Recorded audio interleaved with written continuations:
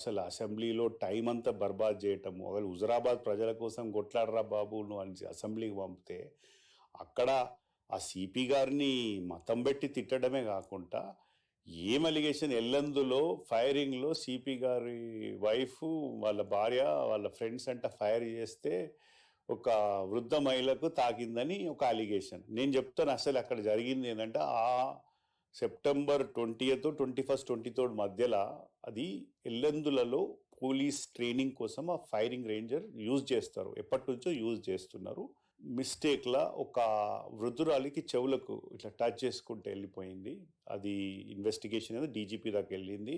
Actually దానికి CP గారికి అసలు ఏం సంబంధం లేదు, ఎందుకంటే ఆ సిపి గారు ఆ టైంలో వారి వైఫ్తోని అఫీషియల్లీ లీవ్లు ఉన్నారు. అండ్ ఆ లీవ్ లెటరు చూడండి మీరు, అతను చెప్పడం ఏంటంటే ఒక డీజీపీ ఐజీ కూడా ఫాల్స్ లెటర్స్ ఇచ్చినట్టు మాట్లాడుతున్నాడు. అసలు ఏందది? వాళ్ళు అథారిటీస్ మాట్లాడతలేరు కదా, మీడియా ముందుకు వస్తలేరు, ఎందుకంటే సిఐడి ఇన్వెస్టిగేషన్ వచ్చినప్పుడు వాళ్ళకి ఆ రెస్ట్రిక్షన్స్ ఉంటాయి కాబట్టి వాళ్ళు రారు. కాబట్టి ఇతని ఇష్టం ఉన్నట్టు అసెంబ్లీ టైం అనేది ఈ విధంగా బర్బాద్ చేయటం తప్పు కదా. వారి యొక్క టికెట్స్, ఎయిర్ టికెట్స్, ఐటినరీ, హోటల్లో వాళ్ళ ఫ్రెండ్స్తో ఉన్న ప్లేస్, వెకేషన్ హాలిడేలు ఉన్న సిపి వాళ్ళ డీటెయిల్స్ అన్ని మీకు ముందు పెడతాను, ఇప్పుడు చూడండి వీడియోలో.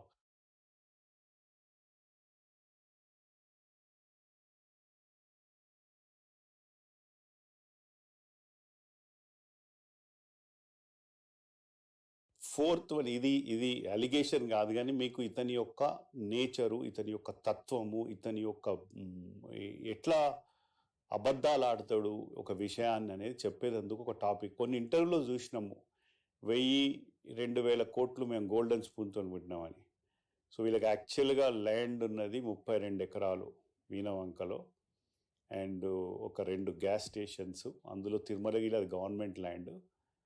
ఇప్పుడు మీ మొత్తం కలిపితే వాళ్ళు 3 బ్రదర్స్, వాళ్ళ ఫాదర్, నలుగురు కలిపి 50 కోట్ల, అది అఫిడవిట్, అతనే సొంత అఫిడవిట్లో, ఎలక్షన్ అఫిడవిట్లో 52 కోట్లు. అంటే ఈయనే ప్రాపర్టీ కూడా కాదు అది, యాక్చువల్లీ ఇతనికి ఒక ఇల్లు ఉంది, మిగతా అదంతా కంబైన్డ్ ప్రాపర్టీ. అది మొత్తం కలిపితే 40-45 వస్తే దాన్ని డివైడ్ బై 4 అంటే వాళ్ళ నాన్నది కూడా పెట్టుకుంటే, అన్లెస్ వాళ్ళ తమ్ముళ్ళు అందరు రాసిచ్చిన, తమ్ముళ్ళు అందరూ రాసిచ్చారు మాకు తెలియదు, కానీ అఫిడవిట్ ప్రూఫ్లో నాకు తెలిసినంత వరకు అయితే 40 కోట్లు అంటే 10 కోట్లు, అంటే 10-12 కోట్ల వాల్యూ ఉన్న ప్రాపర్టీ ఉన్న వ్యక్తి ఒకరు 1000-2000 కోట్లు అంటే ఇక మీరు ఎక్కడి నుంచి వస్తుంది 1000-2000 కోట్లు? అఫిడవిట్లో మాత్రం 50. అంటే ఎందుకు చెప్తున్నా అంటే ఒక అబద్ధాల్లో, ఒక మీడియాలో తప్పుదావ ఎట్లా తీసుకెళ్తున్నాడు ఏ విషయమైనా, బికాజ్ ఇవాళ మేము చెప్పకుండా ఎట్లా తెలుస్తుందని ముందుకు వచ్చి చెప్పాల్సి వచ్చింది.